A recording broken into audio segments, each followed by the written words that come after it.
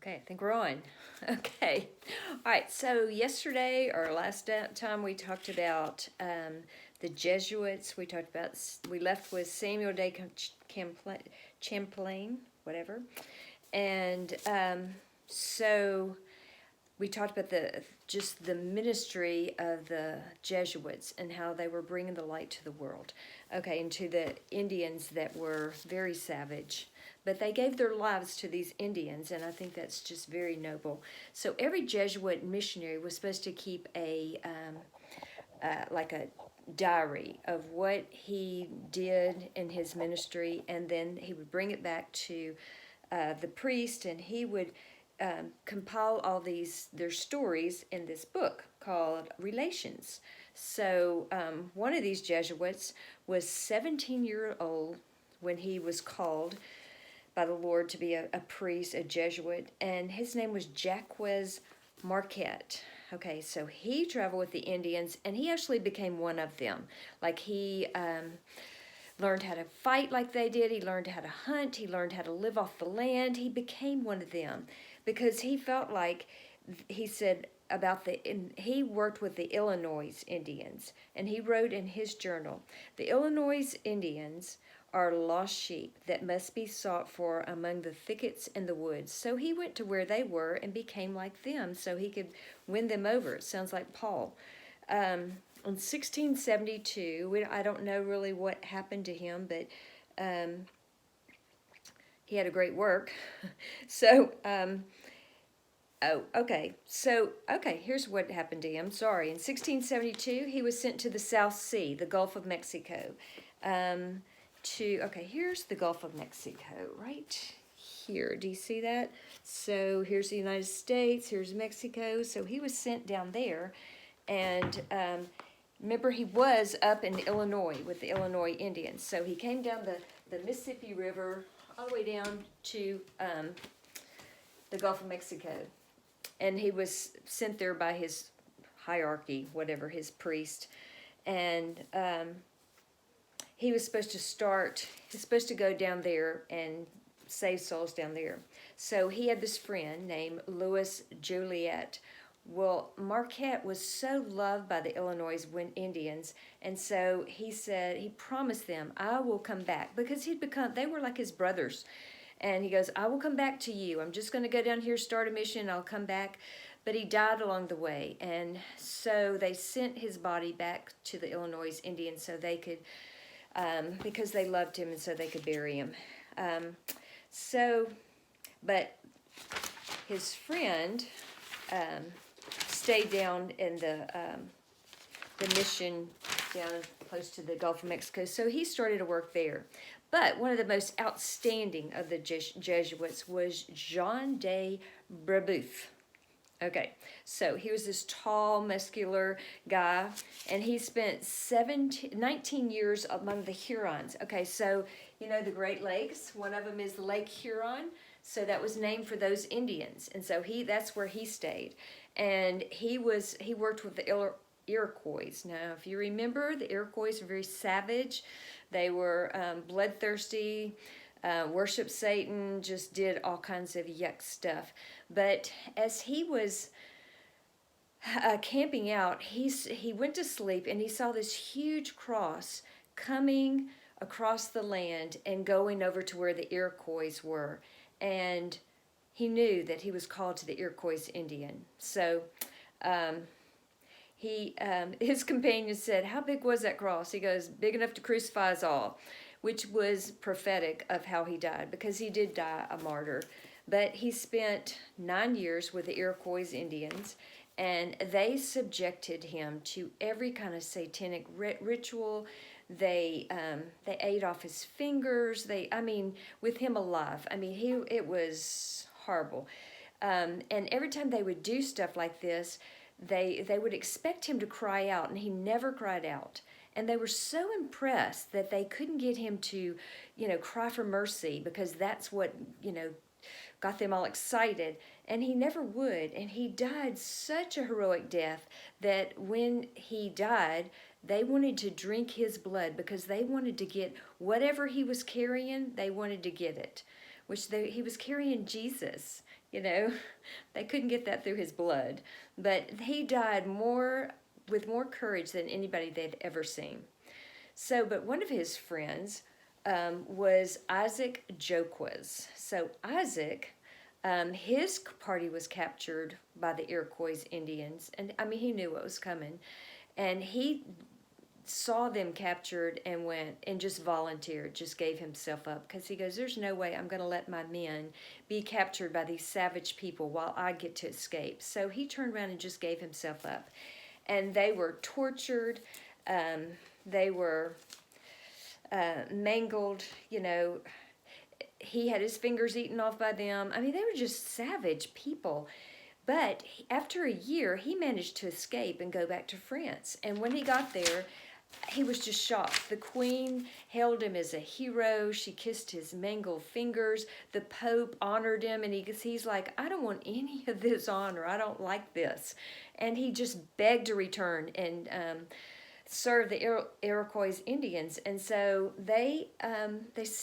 France sent an ambassador, because he goes, no, the Iroquois are not going to treat our missionaries like this. So he sent an ambassador to make a peace treaty with the Iroquois Indians.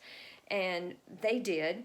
And then, so he goes, okay, I will send you now. So he sent them with, you know, the Iroquois had made a pact that they wouldn't kill or mangle or eat their people. So when he got there, he was a hero there, because they realized that, wow, they had just never seen people, these ministers, be so loving and so, sorry, my hair's falling down, be able to take all this torture and still come back. I mean, this was a love they had never seen.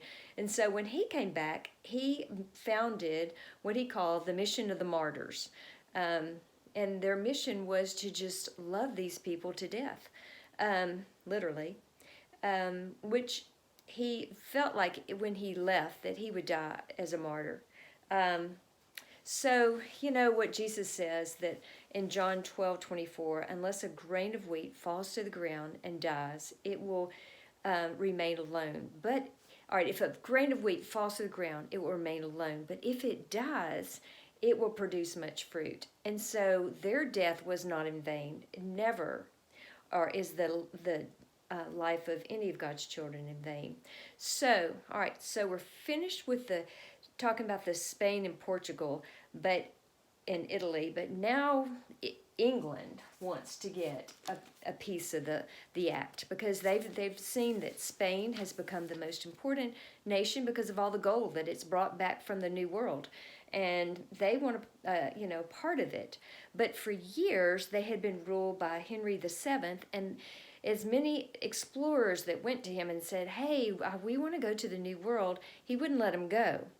And so for 100 years, they had been begging to go and form new lands for England. And finally, Elizabeth comes to the throne, where she's got a little bit more ambitious spirit, and she wants a little bit of this gold. So she decides she's going to send people. She's all for it. So they send, in 1585, they send people, and I'm going to bring this with me. All right, so where's North Carolina? There is, outside of North Carolina, right here, there is this little, there's an island called Roanoke. And that's where they ended up settling, is the Roanoke Island. And, okay, wait a minute. Okay, so the first group of people that went, new settlers, they were actually going to settle the land, which was the first, they weren't just Jesuits, they were just people that wanted to settle the land. And they all died of the disease. They starved to death. It was just a total disaster. So it took a while to get another group to go.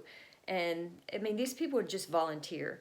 So the group of people that volunteered were people that owed money, people that were trying to get out of jail, and they were waiting to be tried for something, for a crime. They were people that were down on their luck, and they just thought they could come over to America and get rich quick. And or they were soldiers that were between wars and they just wanted to go fight somebody, so didn't have anything else to do. So those are the volunteers they got. So they reached Roanoke and they tried to settle, but the Indians were just so hostile, and their supplies diminished. So they begged, and a few of them were families. John White took his daughter and her husband, and she had just had a baby, the very first baby born in America, and her name was Virginia Dare. And he left them all there to go back to England to get supplies. Well, when he gets back to England, England is in the midst of Spain threatening to come and take them over. So then we have the Spanish Armada came in and they had to fight this war. And so for 2 years, John White is begging the king to send him back, or Queen Elizabeth to send him back, and they're just too busy fighting their wars and hoping to stay a nation. So when he finally did get back, he lands on the shore and it is just eerie silent. There is no sound of life. Nobody's waiting for him at the shore. Nobody's yay, cheering them, nothing. He goes to the fort that they had built and the gates are down. The houses have been ransacked. Goes to the field where they worked. There's nobody there. And there's nobody. And so nobody's nothing. All they could find was a tree where these 4 letters were carved, C-R-O-A, which just happens to be probably the letters of the Crow Indians. So they must have, come in and defeated them, maybe ate them. I don't know. They were just so savage. So that's a mystery, the lost people. Nobody really knows what happened. England kind of lost interest in wanting to settle the new lands for a whole generation. And then Bartholomew Gosnold, one of Raleigh's captains, formed a group he called the Virginia Company. Okay, well, the Virginia Company was formed, and they advertised it as a risky opportunity to go and share the gospel to the New World. Okay, that was kind of their cover-up for, we are going for gold, but if we label it like that, we'll get some people that really don't want any of this gold. They just want to go and evangelize, so we'll get all the gold. So it was kind of a shady operation. So they would go to the churches, and they would try to get the people from the pews to go to this new land. And so they did. They attracted a lot of Protestant people and Christians, and they, the preachers had been preaching about going to the ends of the world and the Great Commission, and so they're thinking, oh, this is a great way to go to the Great Commission and go share the gospel with the ends of the world. So I wanted to read you some of the words that they, 83. So the clergy immediately took to the idea. In sermon after sermon, they proclaimed the virtues of this novel evangelical outreach. While in their pews, the partners of the Virginia Company would nod their heads. See, they want them to get people to come, even though their hearts are very for gold and, for our gain. Lastly and chiefly, said these partners would piously advise their first colonists, the way to prosper and achieve good success is to make yourselves all of one mind for the good of your company and for your own, and to serve and fear God, the giver of all goodness, for every plantation which our Heavenly Father hath not planted shall be rooted out. Okay, so they were what you call hypocrites. Okay. But the people that went were not. Okay, so, where am I, my thing? They invited, so they convinced the king, King James I was the king now, and he bought into it. And so he encouraged his people to bring the light of the gospel to these savage Indians who lived in darkness. So, but he said, but if you find the Northwest Passage to the Indies, that would be great too. In other words, if you find gold, that'd be great too.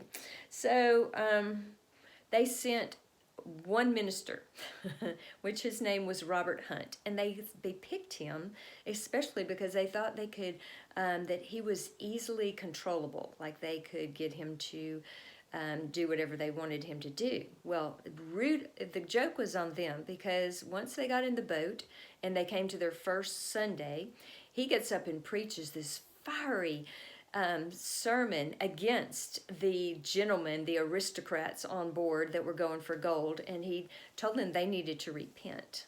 Okay, so on the voyage there was no women, no children. They were just fathers and heads of household, men looking for gold, and men with good intentions and men with bad intentions, but just men. And the men with good intentions, they were expecting to go and build up settlements and bring their wives later. So that was their intent. The others were just to find gold and go home with gold. Yes, so that is the end of that part. And we will, it only took 15 minutes, 16 minutes, but that's okay. Then we will take up next time. So this is part, I think it's part 5. It's either part 5 or part 6. I think it's part 5. So I don't know how easy these are to find. I hope they're easy to find in order, but I'm just letting you know this is part 5. So, okay. All right, kids, well, have a wonderful day. I'll talk to you next time. Okay, bye.